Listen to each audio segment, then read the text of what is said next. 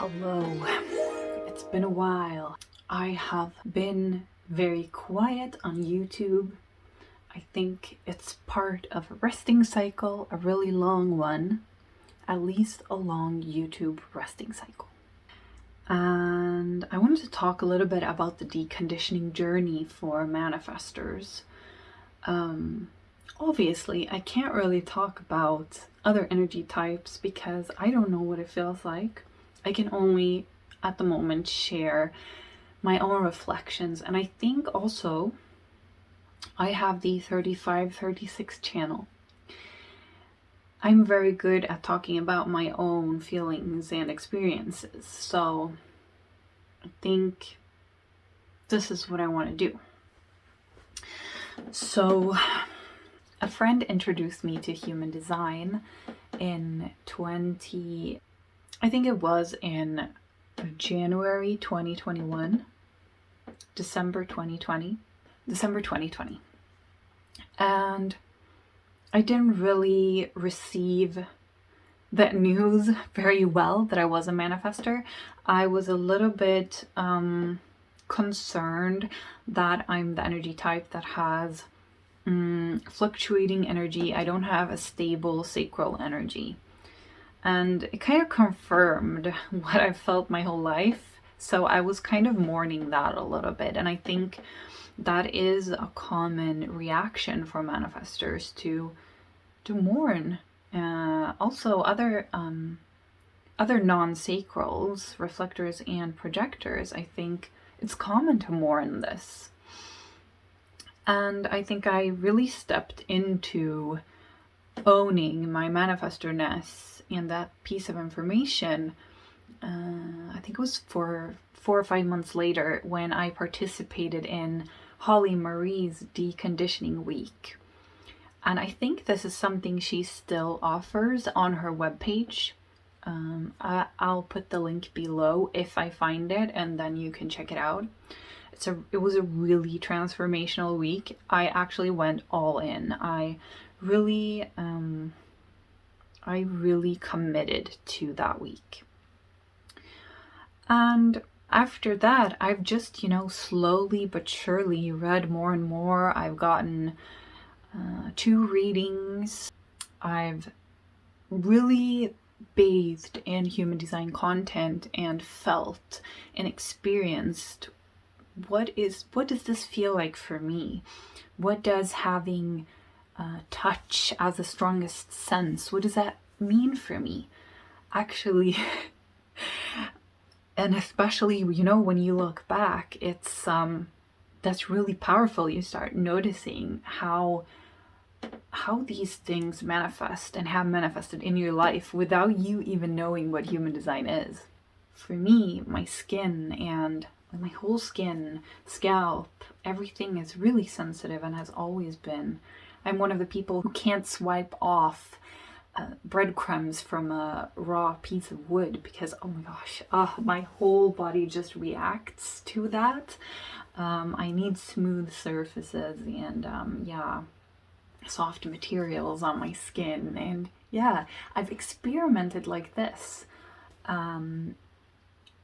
But most of all, I've focused on what's not mine and try to identify where I'm taking that in and how I can sort of peel that off. And that is the deconditioning process. And I think it's really important to do that because to realize what is yours and what isn't, that makes it really easy to then, when you come to that point, that you can peel the other things off and you start seeing and feeling your own energy better, which means that you can better operate from your strategy and authority. Like you feel the empowerment in that. And although you can implement that even before, like, for example, I've informed people my whole life, especially my family, and especially with the little things like, I'm going to the bathroom now, or just like where I'm going, to not have resistance on my path. So I think that's sort of built in already. I don't know if that's the case for everyone, but for me it was built in. But I know that I haven't informed everywhere in my life, and starting to do that more and more. And then also with my emotional authority, really understanding my emotional wave, that has actually happened in year 3. Now, when I'm in year 3, I have started noticing how long my wave is, when it crashes, and how I can navigate in big decision making, or even not even big decisions, but even like saying yes to things, saying yes to hanging out with people. I really have started to ask, can I get back to you tomorrow with a reply, or can I get back to you in 3 days? And it's feeling really good. I feel like I have more peace on my path forward when I get to flow in my own way. Although I don't feel like I can flow completely in my own way yet. I mean, it's a process. It all depends how many layers you have. At least that's what I feel in my experience. I have quite a few. I have had a lot of people pleasing, a lot of autopilot reactions, which is, I mean, trauma responses.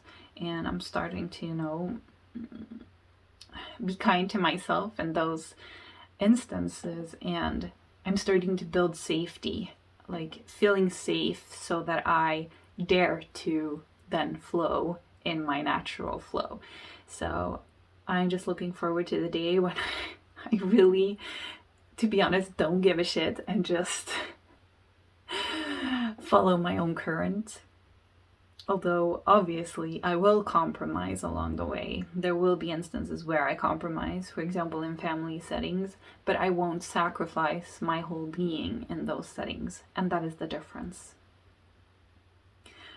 And one piece of news that is just so life-changing for me is that I'm going to become a student for real. I will be part of Sophie Louise, one of my favorite human design teachers out there. I will be a part of her reader training, and I have goosebumps all over my body.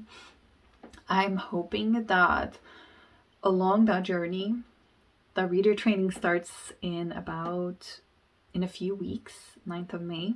So I'm hoping to check in during that journey, maybe make a few videos on my reflections and my reflections on what I'm learning along the way.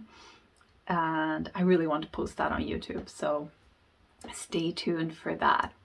But that was a little update on where I'm at, where my thoughts have been at, and I really love all of your comments especially under the Manifestor Urge video. I really love that we can gather in community like this and share our thoughts and experiences. And I mean, we can relate to each other. We know this basic core power energy that is in manifestors.